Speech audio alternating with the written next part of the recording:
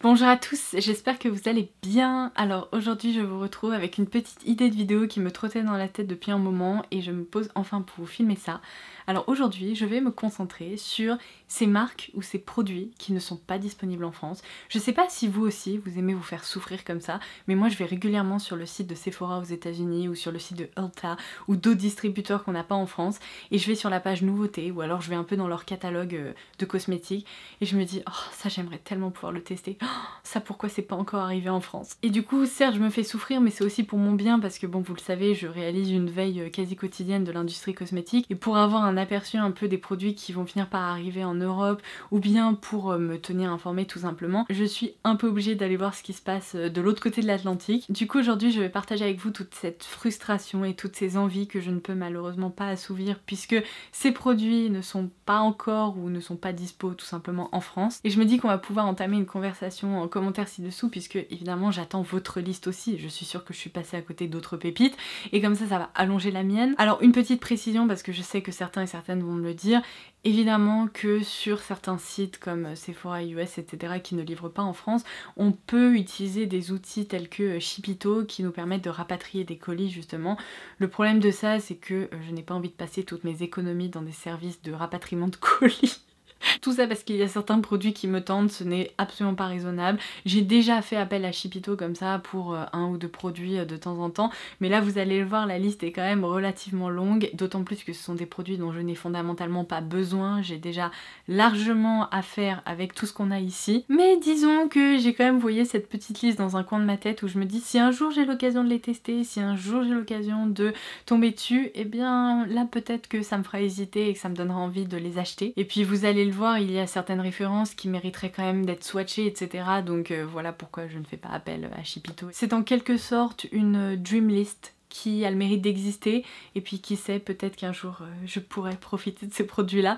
Donc vous savez quoi, c'est parti, je vais vous détailler les petites références que j'ai notées. Je commence par le fond de teint qui me tente le plus en ce moment. Alors là je pense que c'est juste une histoire de prendre mon mal en patience. Je vous parle évidemment du fond de teint Good Apple de KVD Vegan Beauty. C'est quoi le nom de cette marque en fait? Ils ont changé 15 fois, je ne sais pas, donc maintenant je dis KVD, comme ça c'est réglé. Sachez que si vous n'appréciez pas du tout le personnage de Kat Von D, elle ne fait plus du tout partie de la marque, les deux entités ont été complètement séparées il y a un moment. Donc si vous souhaitez continuer à acheter des produits KVD, eh bien sachez que vous ne soutenez pas du tout le personnage derrière, puisqu'il n'y a plus aucun lien entre les deux. Mais du coup ce fond de teint Good Apple, eh bien ma foi, il a fait le buzz ces derniers temps. Je pense que si vous suivez des youtubeuses américaines ou si vous suivez un peu les réseaux sociaux, vous avez dû le voir passer à peu près une centaine de fois.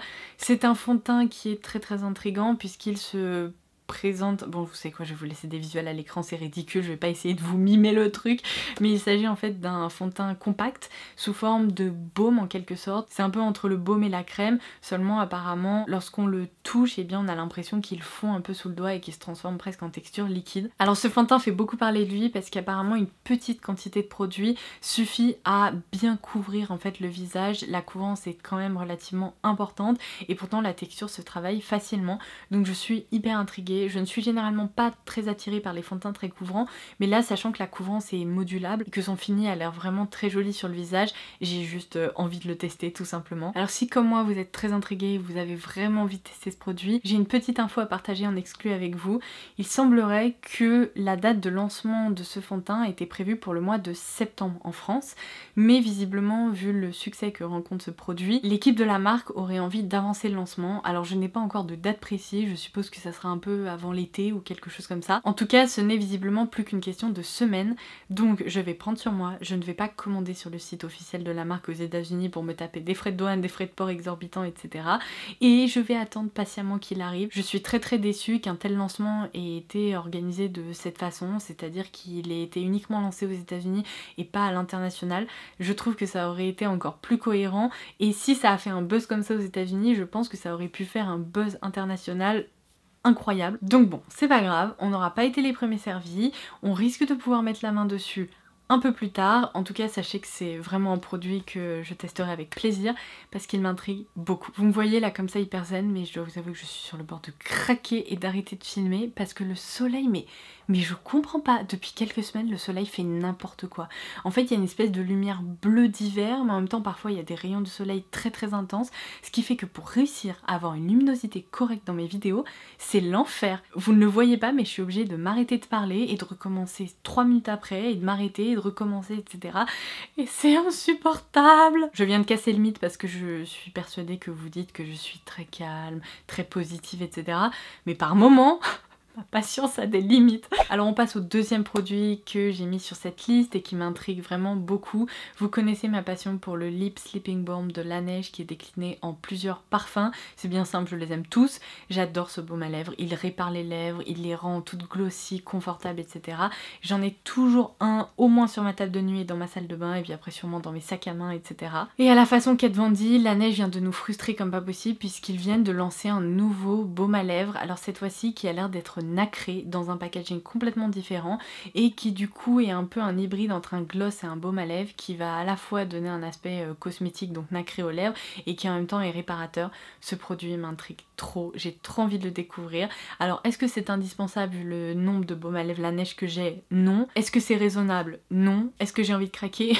Oui, ce produit, j'ai vraiment envie de le tester, donc bien croisons les doigts pour qu'il finisse par arriver en France parce que là pour le coup je n'ai pas d'infos malheureusement. Alors ensuite on va parler non pas d'un produit mais d'une marque en général, la marque Flower Beauty qui est en fait la marque de Drew Barrymore.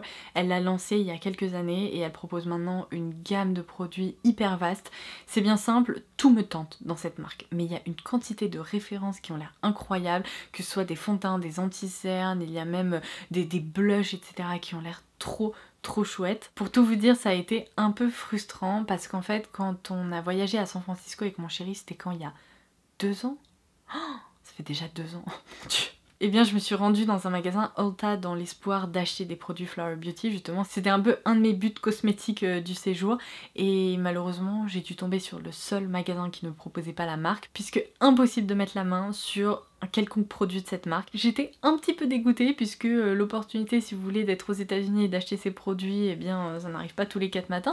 Mais bon, c'est pas grave. J'ai pris sur moi, je suis repartie bredouille et je me dis que si j'ai l'occasion de me rendre de nouveau aux États-Unis un jour, apparemment dans un futur lointain, eh bien j'essaierai quand même de me pencher sur cette marque parce que c'est probablement, je pense, la marque dispo uniquement aux États-Unis qui me tente le plus. Alors ensuite sur ma liste, j'ai une référence très particulière, vous allez me dire mais Laura pourquoi?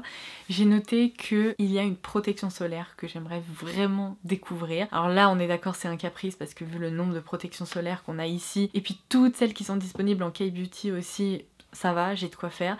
Mais là, cette protection solaire en particulier m'intéresse parce qu'en fait, elle laisse un aspect ultra glowy sur la peau. Mais quand je vous dis glowy, c'est presque un rendu effet glass skin en fait. Il s'agit du Glow Screen de la marque Supergoop. Et cette marque, je crois qu'elle a été disponible pendant un petit laps de temps en France. Mais là, les références ne sont plus dispo chez Sephora. Donc je pense que la marque est repartie aussi vite qu'elle est arrivée. Malheureusement, parce que ce produit-là, je vous dis, la texture a l'air carrément intéressante et j'entends beaucoup de youtubeuses américaines en parler et le produit a l'air vraiment joli sur la peau. Je pense que plus qu'un SPF, c'est presque une base glowy pour le visage si vous voulez. Donc j'ai regardé un peu sur internet, c'est quand même un SPF qui coûte autour d'une 40aine d'euros, on est d'accord, c'est un peu abusé. J'essaye de me raisonner parce que je me dis qu'avec toutes les protections solaires très chouettes là que j'ai l'occasion de découvrir en K-Beauty notamment, est-ce que j'ai vraiment besoin de mettre 40 euros dans ce produit? Je ne sais pas, mais je l'ai noté parce que c'est quand même une référence qui m'intrigue. Alors ensuite on passe à une marque dont je vous ai déjà parlé qui est Artist Couture. Alors, il y a quelque chose de très étrange qui se produit avec cette marque parce que cette marque était dispo sur Beauty Bay. Il y avait un catalogue assez réduit. Là, il y a plein de références qui ont complètement disparu. Donc je ne sais pas si c'est lié à cette crise sanitaire et si Beauty Bay a du mal à se fournir en produits de cette marque. Mais c'est une marque qui est plus globalement disponible chez Sephora aux États-Unis. Et il y a des trucs qui me tentent vraiment puisque après avoir testé leurs pigments très lumineux pour les yeux, j'ai bien envie de tester leurs fards à paupières. Ils ont des palettes qui ont l'air très chouettes et ils viennent de lancer une palette pour le visage assez condensée puisqu'il n'y a que 3 pannes à l'intérieur, mais l'harmonie a l'air trop joli. Et du coup s'il y a bien une marque que j'aimerais bien avoir chez Sephora en France, et bien c'est Artist Couture, parce que je trouve qu'on n'en parle pas assez et ils proposent quand même des pépites. Une autre marque qui n'est toujours pas arrivée en France et j'ai un peu de mal à comprendre pourquoi, c'est la marque Tatcha. Je l'ai déjà évoqué puisque j'ai déjà eu l'occasion de tester leur base lissante pour le visage qui est dans leur gamme Silk, donc qui se traduit par un effet très soyeux comme de la soie sur le visage en fait. Et dans cette gamme ils ont une base en baume, ils ont une base liquide, mais ils ont aussi une poudre et c'est vraiment la poudre qui m'intrigue parce que j'ai vu des photos de rendu de ce produit sur le visage et ça a l'air très léger, ça matifie tout en douceur, ça floute les pores, etc. Donc c'est une poudre qui m'intrigue vraiment. Après ce sont des produits qui sont pas donnés à la fois en soins et en maquillage, mais je me dis si elle était plus facile à se procurer, peut-être que j'aurais déjà craqué. Bon là en l'occurrence je ne me pose même pas la question parce que vu le prix du produit à la base, s'il faut rajouter frais de douane, frais de port et compagnie, non merci. Mais pareil, lors d'un potentiel voyage un jour peut-être, je me dis que ça c'est un produit que j'aimerais bien, vous voyez, tester comme ça sous le doigt pour voir un peu quelle est sa texture. Ensuite je vais vous parler des gloss de la marque Buxom. Alors cette marque, mais j'en entends parler franchement depuis au moins une dizaine d'années. Aux États-Unis ces gloss sont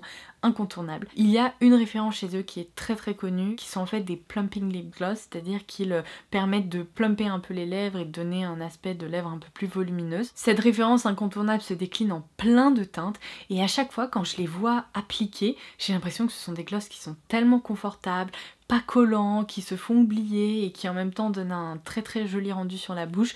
Donc ce sont probablement des produits pareils que j'ai envie de découvrir depuis très longtemps et je n'ai malheureusement jamais réussi à en swatcher ne serait-ce qu'un seul. Donc voilà, il reste sur cette dream list. Peut-être que je ne les testerai jamais, mais si j'ai l'occasion de le faire, vous pouvez compter sur moi pour vous en reparler. Et alors je termine par la marque Clean. Pareil, c'est une marque dont je vous ai déjà parlé puisque c'est une marque de parfum qui est très spécifique. En fait, il se concentre sur des odeurs de propre. Alors, autant vous dire qu'il y a quelques années, j'étais devenue complètement dingue, j'avais écumé tout eBay, UK, US, etc. pour trouver ces références et j'avais réussi à mettre la main, je me souviens, sur un coffret avec plusieurs petits formats comme ça, avec des références comme Warm Cotton et compagnie. Alors il faut savoir que cette marque propose des senteurs qui sont ultra chimique, il faut vraiment aimer l'odeur de l'adoucissant, de la lessive un peu pure, un peu brute finalement, parce que ce sont des odeurs qui sont très chimiques, ça sent le propre chimique, mais moi ça me plaît parce que ça sent le propre, et donc j'avais craqué pour ce petit coffret. Il m'en reste d'ailleurs, et parfois ça me donne envie comme ça donc je m'en sers, mais Clean depuis quelques années, ils ont lancé une autre gamme qui s'appelle la gamme Reserve en fait, dans laquelle il y a aussi des odeurs de propre. Après il y a d'autres déclinaisons un peu plus boisées, etc. Mais dans cette gamme là, il y a aussi des odeurs de propre et j'aimerais vraiment pouvoir les découvrir parce que j'ai l'impression que c'est une gamme un peu plus calme, peut-être moins chimique. Et sur le site de Sephora aux États-Unis, j'ai vu qu'ils avaient lancé un petit coffret découverte avec plein de références dans cette gamme. Et ça c'est typiquement le genre de truc que j'aimerais trop pouvoir découvrir. Mais évidemment la marque Clean n'est pas dispo chez Sephora en France. Et c'est hyper frustrant parce que vous savez quoi, une fois vous m'aviez posé la question de est-ce que t'aimerais bien lancer ta marque, je sais pas, de cosmétiques, etc. Franchement, je crois qu'aujourd'hui, si je devais créer une marque, je me lancerais sur la route des parfums qui sentent le propre et je vous proposerais une gamme de parfums qui sentent la lessive, l'adoucissant, les draps propres, le coton, la serviette toute molletonnée qui vient d'être chauffée sur le radiateur. C'est ma passion dans la vie. Toutes ces odeurs là, c'est ce que je préfère, c'est ce que je considère être les odeurs les plus réconfortantes qui soient. Et du coup, Clean ça m'attire à cause du fait que bien il se soit lancé justement dans tous ces parfums qui me plaisent tout simplement. Mais ouais, dans mes rêves les plus fous, je mettrais au point des parfums tout propres quoi. Voilà. Et bien écoutez, ça sera tout pour aujourd'hui et pour ma dream list de produits que j'aimerais vraiment pouvoir tester. Dites-moi quels sont les produits qui font partie de votre dream list en commentaire ci-dessous. On va se frustrer encore un peu plus, mais c'est intéressant. Comme ça, on peut voir aussi ce qui se passe de l'autre côté de l'Atlantique et on peut voir un peu potentiellement des produits qui arriveront un jour par ici, même si c'est pas gagné pour plein de références. J'espère vraiment que cette vidéo vous aura plu et puis en attendant la prochaine, prenez bien soin de vous et je vous embrasse très fort. Bye bye!